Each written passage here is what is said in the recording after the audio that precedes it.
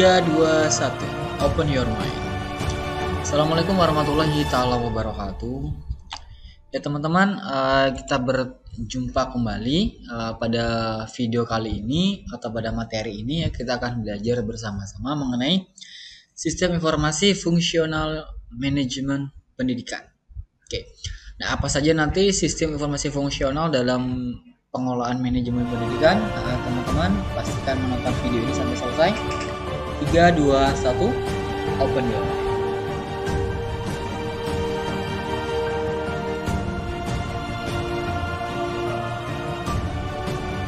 Tiga, dua, satu. Open your mind. Ya teman-teman, seperti yang disinggung sebelumnya ya, mengenai sistem informasi fungsional manajemen pendidikan. Oke, sistem fungsional sendiri dalam pengertiannya adalah merupakan sistem-sistem yang rutin dikerjakan atau rutin dipakai dalam pengelolaan dari manajemen pendidikan.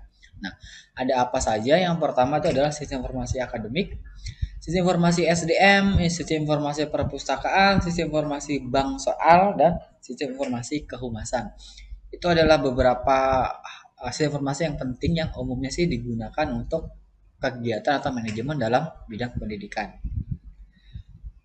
Nah, sistem informasi akademik otomatis yang berhubungan dengan akademik, bagaimana proses belajar mengajarnya, gimana nanti kurikulumnya, kemudian lain-lain sebagainya nanti akan difokuskan di sistem informasi akademik ya. Kalau sistem informasi SDM otomatis berfokus pada SDM yang ada di satuan pendidikan di tempat tertentu ya. Jadi kayak seperti kepegawaian, nanti semuanya teratur di dalam sistem itu, pencatatannya, kemudian sebagainya seperti yang disampaikan di video-video sebelumnya ya mengenai SDM, nanti akan terfokus di situ. Kemudian ada sistem informasi perpustakaan, otomatis yang berhubungan dengan perpustakaan, bagaimana pengelolaan katalog, kemudian sistem pinjam meminjam, denda dan sebagainya nanti akan masuk dalam sebuah sistem informasi perpustakaan. Kemudian sistem informasi bank soal, ini umumnya digunakan untuk ujian ya, baik ujian tengah semester, ujian akhir semester ataupun ujian-ujian lainnya. Jadi semakin banyak bank soalnya, otomatis hasanah dari soalnya akan bertambah atau data dari soal-soal akan bertambah.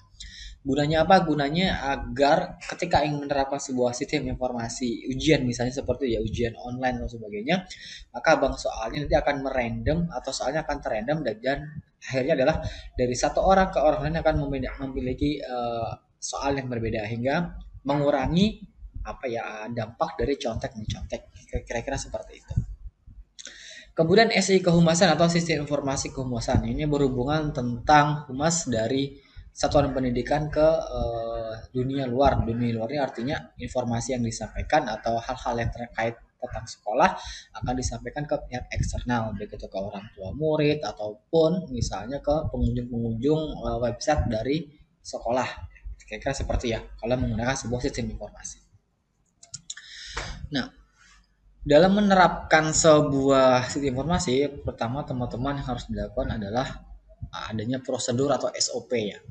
SOP ini misalnya salah satu contoh misalnya SOP ketika pengelolaan data SDM.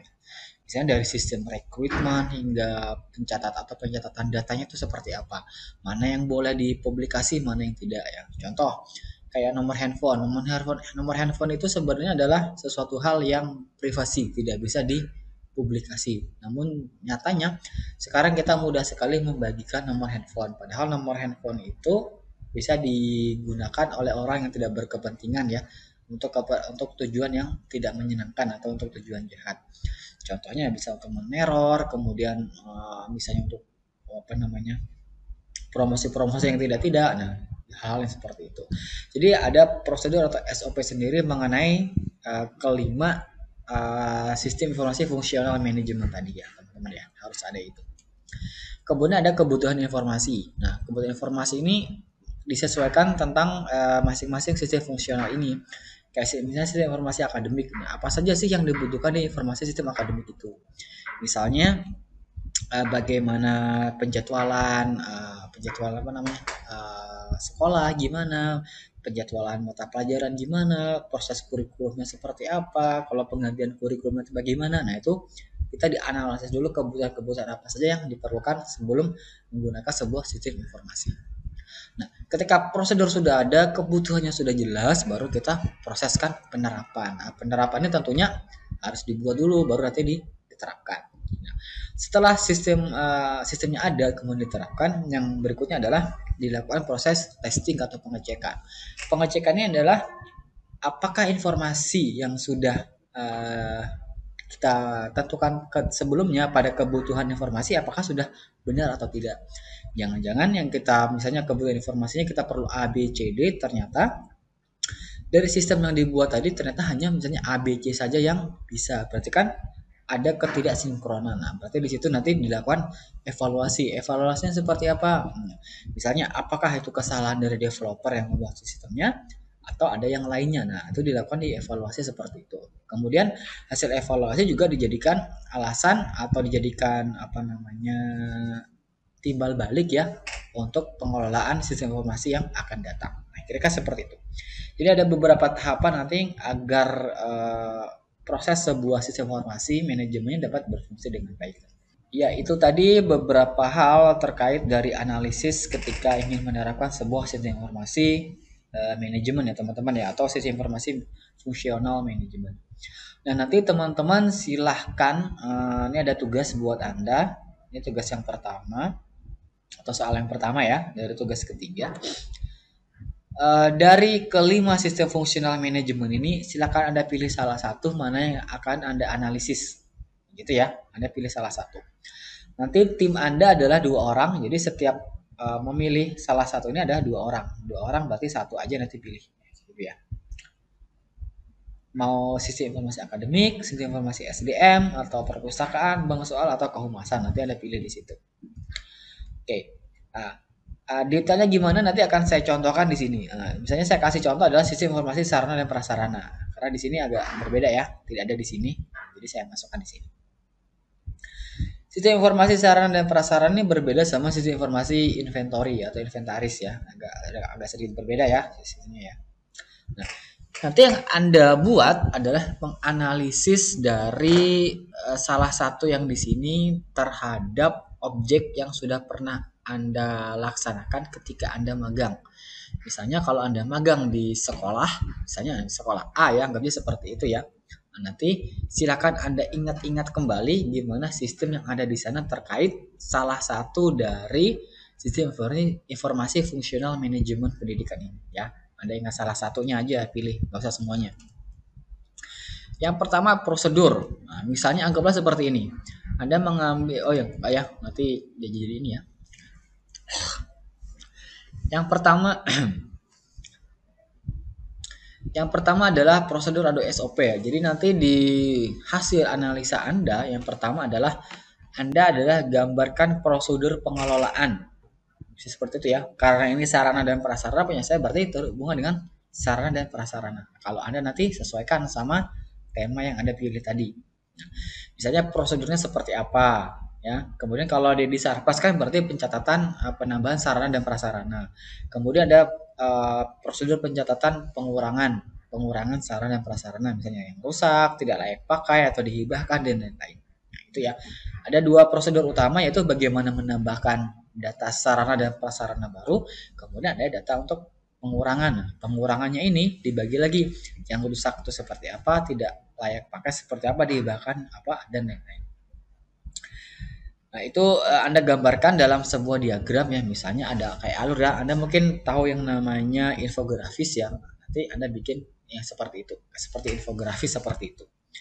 Kemudian jika ada SOP, nah uraikan SOP-nya apa saja di sana. Kira-kira nih, kalau Anda tidak tahu ya nanti tulis saja tidak tahu kayak gitu aja, simple.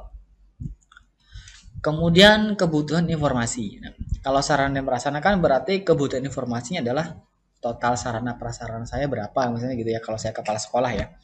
Oh, ternyata sarana saya ini. Yang dipakai berapa saja. Misalnya ini ya, ada nih musola misalnya kalau ada ruang kelas itu berapa kayak gitu. Yang masih layak pakai berapa kelasnya. Misalnya kalau saya punya 5 kelas nih. Ternyata yang layak pakai hanya 3. Satunya sudah tidak layak pakai. Tidak layak pakainya kenapa? Misalnya atapnya bocor, itu tidak layak pakai lagi ya, sering banjir kayak gitu ya. Kemudian yang rusak, nah, kemudian dipinjam. Nah, misalnya kalau ada yang dipinjam, kalau tidak ada ya tidak usah. Jadi kebutuhan informasi kalau di sarana prasarana umumnya hanya ini saja cukup, tidak masalah. Nah, kalau Anda nanti sesuai dengan tema tadi, kira-kira kebutuhan informasinya apa saja. Nanti silakan Anda cek and recheck. Kemudian dalam menerapkan sistem ya, nah nanti uraikan kapan sistem mulai diterapkan jika ada di sana. Jadi misalnya nih, saya kan contohnya Sarpras ya, ternyata di sekolah A sudah menerapkan Sarpras. Jadi Anda uraikan, oh pada tahun ini sudah mulai di sistemnya diterapkan dengan misalnya menggunakan apa itu sistemnya. Apakah hanya menggunakan Microsoft Excel atau Microsoft Word atau sudah ada sistem benar-benar tersistem sendiri, itu Anda uraikan di situ. Kemudian kenapa alasannya memilih teknologi itu? Misalnya kalau pakai Word itu kenapa? Kalau pakai Excel kenapa ya? Kayak gitulah. Kemudian uraikan kendala-kendala apa saja ketika menerapkan sistem atau teknologi itu. Nah, ini otomatis Anda harus ke tempat magang Anda ya. Gitu. Ini tidak saya wajibkan ya, tapi kalau memang Anda punya akses baik itu datang langsung atau by phone silakan Anda coba ya. Tapi saya tidak mewajibkan Anda harus datang ke sana. Tapi hanya diingat-ingat saja ya, karena ini hanya konsepnya adalah analisis ya. Seperti itu. Kemudian berikutnya adalah informasi yang dihasilkan. Nah, di sini uraikan apakah informasi yang dihasilkan sudah sesuai dengan kebutuhan informasi yang diinginkan ya. Nanti silakan Anda cross check dari kebutuhan informasi sama informasi yang dihasilkan sudah sama atau tidak. Nah, kira-kira kayak gitu. Kemudian terakhir proses evaluasinya. Nah, evaluasi ini nanti bagaimana kelayakan sistem yang digunakan. Layak itu misalnya banyak aspeknya sebenarnya kalau layak ya. Misalnya layak dari sisi hukumnya seperti apa, layak dari kebutuhan teknologinya seperti apa, kemudian kelayakan dari sisi anggarannya seperti apa. Contoh ya, kalau saya fokusnya di anggaran. Ada sistem hanya melakukan pencatatan saja, misalnya masukin data ini sekian, ini sekian, ini sekian, kayak gitu aja. Ternyata ketika nilai kontraknya misalnya sampai anggap aja 30 juta. Nah, itu kalau dalam konteks pengembangan sistem dengan biaya seperti itu, namun dengan fasilitas yang disediakan hanya seperti itu saja itu sangat-sangat berlebihan. Nah, seperti itu tidak layak sistemnya. Nah, seperti itu ya. Itu untuk kelayakan sistem. Nah, kemudian bagaimana proses pengembangan sistem? Ada atau tidak ya? Kalau ada Anda jelaskan, kalau tidak ya sudah, cukup tidak ada. Kemudian jika ada, bagaimana langkah ke depannya? Ini hasil evaluasi ya. Nah, misalnya evaluasinya kayak gini nih, terus apa sih langkah ke depannya? Kayak gitu. Jika tidak ada, mengapa? Nah, kayak itu. Berarti kalau pasti evaluasi itu harus ada hasilnya.